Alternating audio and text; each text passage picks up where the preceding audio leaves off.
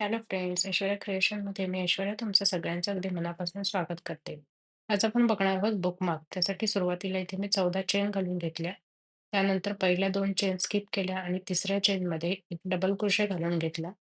त्यानंतर 2 चेन घालून घेतल्या आणि परत त्याच सेम चेनमध्ये 2 डबल क्रोशे घालून घेतले.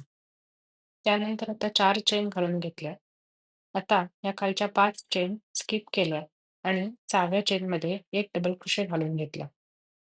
त्यानंतर 3 चेन घालून घेतल्या आणि परत त्याच सेम चेनमध्ये एक डबल क्रोशे घालून घेतला. आणि इथे शेवटच्या चेनमध्ये 2 डबल क्रोशे, 2 चेन आणि 2 डबल क्रोशे घालून घेतले. आता हे टर्न करून घेतलं. त्यानंतर पहिल्या डबल क्रोशेमधून एक स्लिप स्टिच घालून घेतला. त्यानंतर चेन स्पेसमध्ये एक स्लिप स्टिच घालून घेतला. त्यानंतर 3 चेन घालून घेतल्या आणि सेम चेन स्पेसमध्ये एक डबल क्रोशे, 2 चेन आणि 2 डबल क्रोशे घालून घेतले. आता 3 चेन घालून घेतल्या.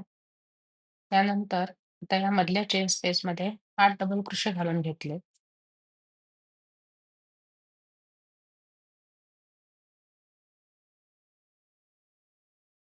त्यानंतर परत 3 चेन घातल्या आणि आता या पुढच्या चेन स्पेसमध्ये 2 double crochet, 3 chain, 2 double crochet घालून घेतले.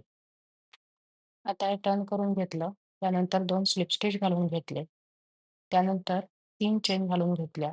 मग 1 double crochet, 2 chain, 2 double crochet same chain स्पेसमध्ये घालून घेतले. त्यानंतर 2 चेन घातल्या आणि इथे 10 डबल क्रोशे घालून घेतले. त्यासाठी सुरुवातीला त्या चेन स्पेसमध्ये एक डबल क्रोशे घालून घेतला.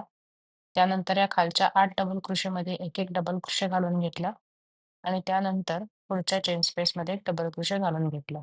अशा प्रकारे इथे आपण 10 डबल क्रोशे घालून घेतले.